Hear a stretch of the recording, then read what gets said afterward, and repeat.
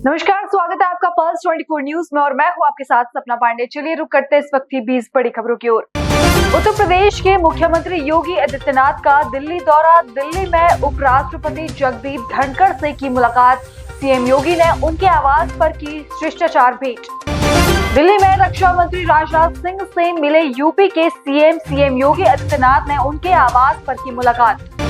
जम्मू कश्मीर हमले के बाद बुलाए गई एक दिवसीय सत्र। आतंकी हमले के पीड़ितों के लिए रखा मौन। सभी विधायकों ने मौन रख दी श्रद्धांजलि। जम्मू कश्मीर में कांग्रेस नेता गुलाम अहमद मीर का बयान। पहलगाम हमले की निंदा करते हुए जताया दुख। कहा ये समय देश में भाईचारा बनाए रखने का है। देखो, ये तो टाइम नहीं है फिलहाल, ये तो गवर्नमेंट ऑफ इंडिया का प्रोरोगेटिव है। फिलहाल जो हादसा हुआ है ये मौका सबको उसको कंडेम करने का है इस वक्त, और देश में एक भाईचारे का वातावरण बनाए रखने के लिए, क्योंकि मिलिटेंट्स जो टारगेट लेकर आए थे, किलिंग तो शहादत तो दी लोगों ने, मगर जो उनका एजेंडा था, जिस तरह से उन्होंने हिंदू मुस्लिम अलग करके ये टारगेट अचीव किया, उससे एक मैसेज है। क्या हमको उनके एजेंडे को आगे बढ़ाना है, मिलिटेंट के ही एजेंडे को, कि हम देश में डिवाइड पैदा करें, या उनको हराना है तो फिर उसको जोरदार आवाज के साथ में पूरे देश को इकट्ठा होकर हिंदू मुस्लिम सिख ईसाई उनके उस एजेंडे को फेल करना। इस वक्त मामला उतना ही है कि पहले हम अपने मुल्क में, अपने रियासत में उनके एजेंडे को हराने का मतलब तरीका इख्तियार करे, और पहला हथियार है उसका हिंदू मुस्लिम भाईचारा। दिल्ली में बीजेपी सांसद गुलाम अली खटाना ने कहा इस समय देश हित में काम कर रहे लोग, आज सदमे से बाहर आ रहा देश। नहीं, इस वक्त देश के हित में ही कोशिश है सबकी।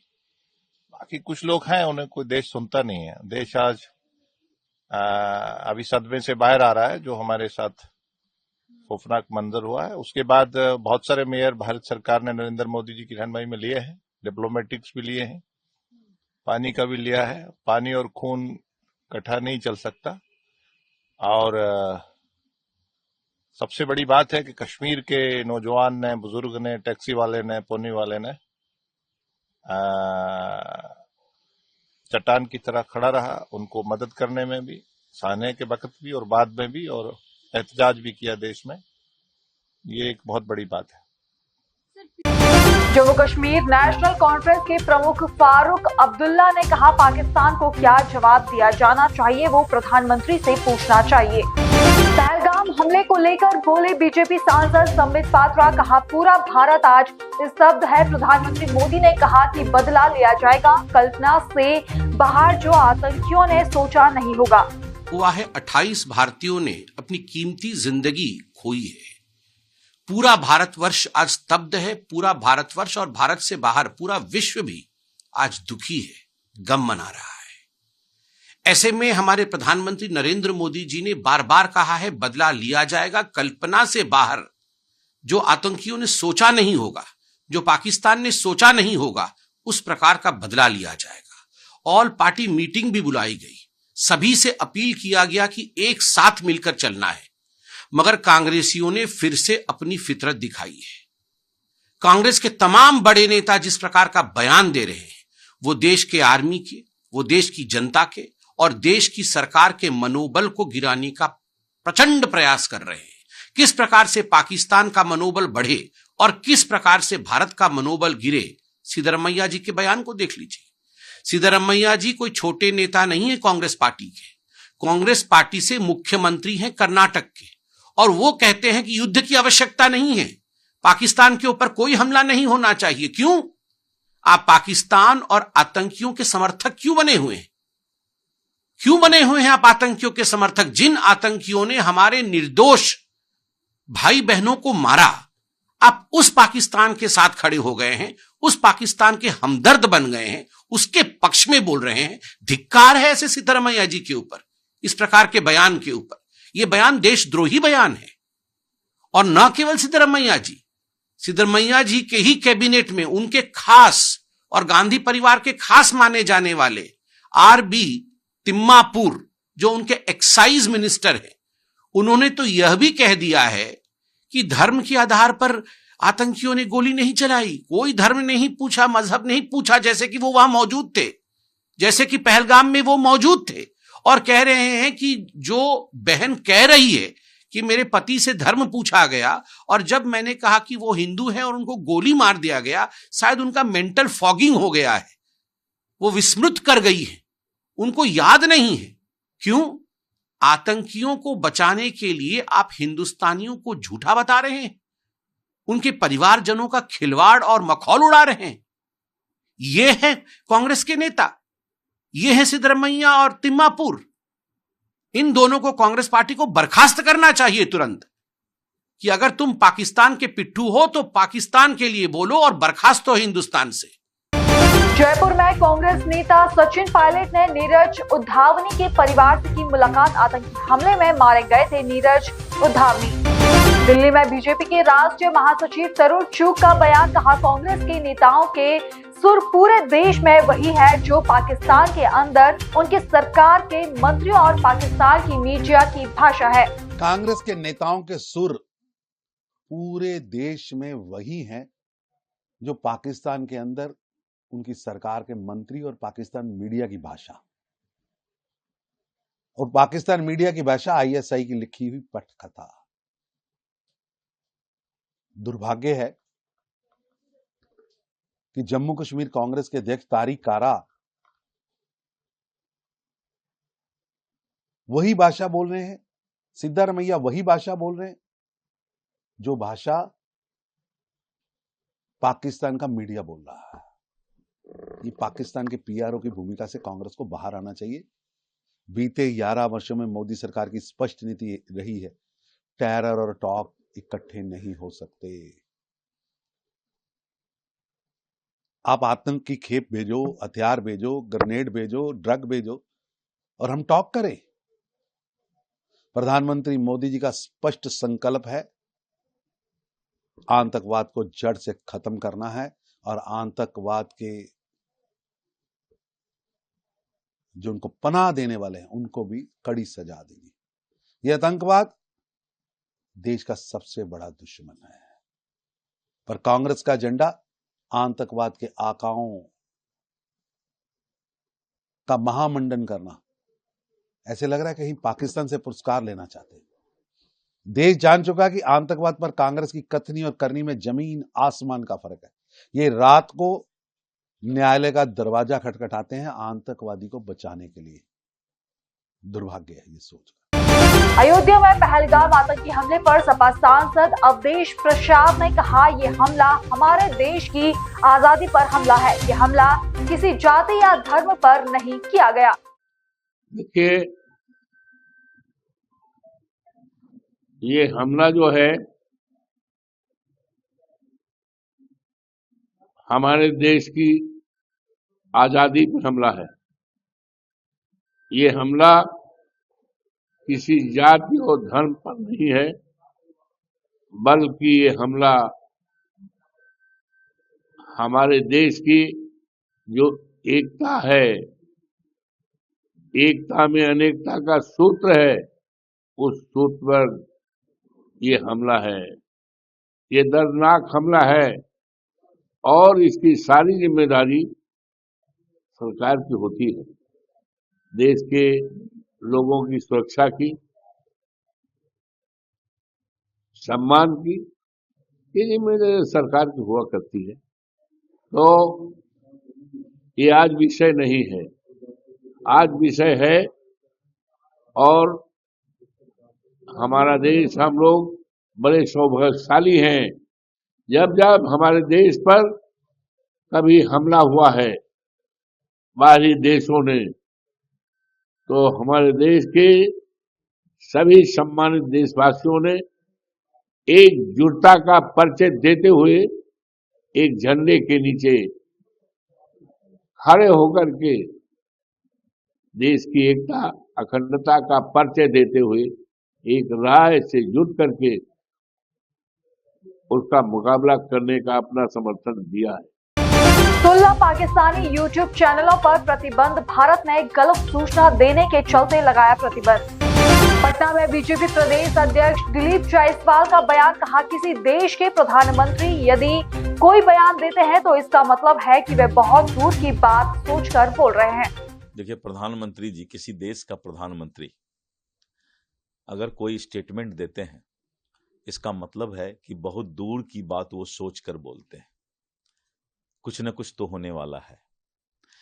किस तरीके से होगा, कैसा होगा, ये अभी बहुत ही गोपनीय बातें हो सकती है, लेकिन इस देश के सुख चैन को छीनने का जिसने प्रयास किया है, शांति का माहौल भंग करने का जिसने प्रयास किया है और धर्म पूछ करके निर्मम हत्या करने का प्रयास किया है, उसको कभी भी माफ नहीं किया जाएगा और धरती के अंदर से निकाल के उसको फिर वहीं पहुंचाया जाएगा जो गलती उसने किया है। दिल्ली की मुख्यमंत्री रेखा गुप्ता ने वितरित किए कार्ड, आयुष्मान भारत वय वंदना योजना का शुभारंभ कर बांटे कार्ड। केंद्रीय मंत्री हरदीप सिंह पुरी साथ में रहे मौजूद। दिल्ली सरकार में मंत्री कपिल मिश्रा का बयान, आयुष्मान वय वंदना योजना पर बोले कपिल मिश्रा, कहा ये बहुत ही अद्भुत दिन है। 70 साल से अधिक उम्र के हर वरिष्ठ नागरिक को इस योजना का लाभ मिलेगा। देखिए, बहुत ही अद्भुत दिन है। 70 साल से ऊपर के हर बुजुर्ग को, चाहे वो अमीर हो या गरीब हो, किसी भी समाज से आता हो, सबको ये योजना लाभकारी है। सबको 10 लाख रुपए तक का, 5 लाख रुपए केंद्र सरकार की तरफ से और 5 लाख रुपए दिल्ली सरकार की तरफ से मुफ्त इलाज है। और दिल्ली की जनता को इस तरह की योजनाएं पहले भी मिल सकती थी, लेकिन पिछली सरकार ने ये सब रोक के रखा और अब भारतीय जनता पार्टी की सरकार आई है। मोदी जी की एक और गारंटी हम आज पूरी कर रहे हैं और मैं बधाई देता हूं मुख्यमंत्री महोदया को। उन्होंने ये संकल्प लिया और आज इसको पूरा किया। दिल्ली में बीजेपी सांसद बांसुरी स्वराज का बयान, आयुष्मान वय वंदना योजना पर बोली बीजेपी सांसद, कहा मोदी है तो सब मुमकिन है। जी बिल्कुल, इसे कहते हैं मोदी है तो मुमकिन है। और मोदी सरकार की कथनी और करनी में बिल्कुल अंतर नहीं है। मैं बहुत आभार व्यक्त करती हूँ आदरणीय प्रधानमंत्री श्री नरेंद्र मोदी जी का, केंद्रीय स्वास्थ्य मंत्री श्री जेपी नड्डा जी का, दिल्ली की माननीय मुख्यमंत्री रेखा गुप्ता जी का, दिल्ली के स्वास्थ्य मंत्री पंकज सिंह जी का, कि उन्होंने यहाँ पर वेवंदन कार्ड की भी आयुष्मान भारत की योजना लागू कर दी। आज 90 कार्ड दिए जाएंगे। 70 बरस से बड़े जितने भी हमारे बड़े बुजुर्ग हैं, उनके 70th बर्थडे से लेकर उनकी आखिरी सांस तक अब उनको 10 लाख रुपए का मुफ्त इलाज मिलेगा। उत्तराखंड के मुख्यमंत्री पुष्कर सिंह धामी ने किया सोशल मीडिया पोस्ट, कपाट खुलने से पूर्व फूलों से सजाया जा रहा केदारनाथ धाम, 2 मई से भक्त कर सकेंगे बाबा के दर्शन। देहरादून में मुख्यमंत्री पुष्कर सिंह धामी ने की मीटिंग, 4 धाम यात्रा की तैयारियों पर संबंधित जिलों के अधिकारियों के साथ वर्चुअल बैठक की।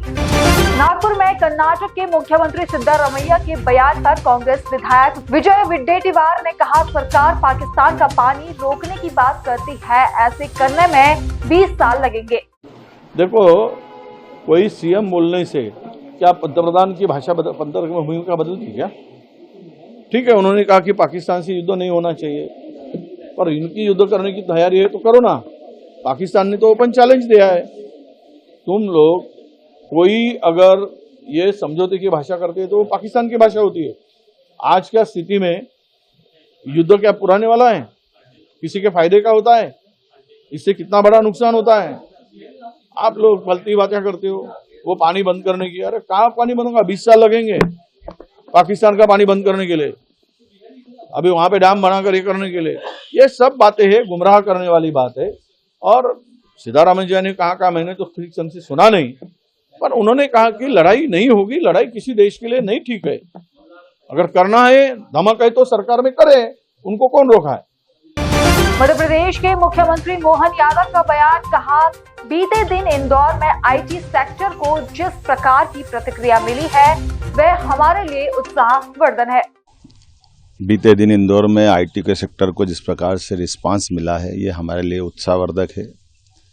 हमने जैसे पहले कहा कि हम युवाओं के रोजगार को लेकर के, मध्य प्रदेश की प्रगति को लेकर के, नई टेक्नोलॉजी को अपनाने को लेकर के जो 4 नीतियां हमारी सरकार के द्वारा अपनाई गई है, ये अद्भुत है और कई अर्थ में कई देश के कई राज्यों को हमने पीछे छोड़ा है। हम सब उम्मीद करते हैं कि मध्य प्रदेश साइंस टेक्नोलॉजी में भी बहुत आगे बढ़ेगा और जिस प्रकार के एक एक मंत्रालय के रोजगार के अवसर को सृजन कराने के लिए, उनकी सुव्यवस्थित व्यवस्था के लिए न केवल पॉलिसियों का हम सार्वजनिक प्रकाशन कर रहे हैं या नीति को मंजूरी दे रहे हैं, बल्कि ये सरलता के साथ लोग व्यापार व्यवसाय कर सके उसकी सारी सुगम व्यवस्था बना रहे हैं। इसी के साथ हम दूसरे कृषि आधारित उद्योगों को बढ़ावा देने के लिए इस दिशा में आगे बढ़े हैं, एक एक संभाग के अंदर बड़े बड़े कार्यक्रम करते हुए। और ये कृषि आधारित राज्य है और कृषि में हमारी विकास दर भी बहुत अच्छी है। ऐसे में हम अपने खेती के खाद्य पदार्थों की प्रसंस्करण इकाइयों का और कृषि उद्योगों को बढ़ावा दे करके न केवल हमारे किसानों की आय बढ़ाना चाहते हैं बल्कि प्रदेश की समृद्धि भी चाहते हैं। हम इस दिशा में आगे बढ़ रहे हैं। 3 तारीख के दिन मंदसौर जिले के अंदर एग्रीकल्चर को लेकर के एक बड़ा मेला लगने वाला है, जिसमें आधुनिकतम प्रयोग के साथ खेती किस प्रकार से कर सकते, कृषि यंत्रों की कौन कौन सी नए प्रकार की वैरायटी आई है जिससे लाभ मिल सकता है, प्राकृतिक खेती से लेकर हार्टिकल्चर, फ्लोरिकल्चर अर्थात बागवानी, फलोद्यान, सभी प्रकार के किसानों के बेहतर के लिए हम उस पर आगे बढ़े हैं। मुझे इस बात का संतोष है कि लगातार इसी रचना के कारण से हमने कृषि के लिए कृषि विश्वविद्यालय के अतिरिक्त भी बाकी विश्वविद्यालय में भी एग्रीकल्चर संकाय खोल करके कृषि संकाय के विद्यार्थियों के लिए अवसर उपलब्ध कराए हैं। हम उम्मीद कर रहे हैं कि नर्सरियों से लेकर के कृषि से जुड़े हुए आने वाली वर्षा काल को लेकर भी जल संरचनाओं पे भी हम जलगंगा संरक्षण के अंदर पर्याप्त ध्यान दे रहे हैं।